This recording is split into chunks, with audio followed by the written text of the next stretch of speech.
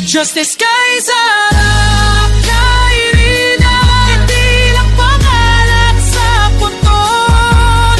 Luha ng inay naging apoy, tayo'y babangon para sa tunay na katarungan. Justice kay Sara, kay Rina, sa langit ng sabana, saksi sa sugat.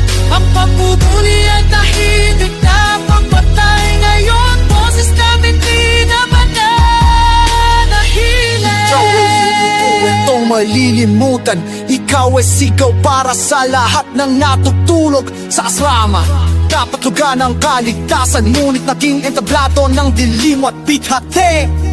Kanapatuwid, kaluway na kalupot, uloy na kalaylay, katawan may natihaya. Nasaan ang guro, nasaan ang warden, nasaan tinig na si Zari iniwan. Kami rin ay mga anang tataaran lang, hindi kami mga nikang pinipigaw. At yung ikubli ang katotohanan, kami humihingi ng katarungan. Justice kay Sara.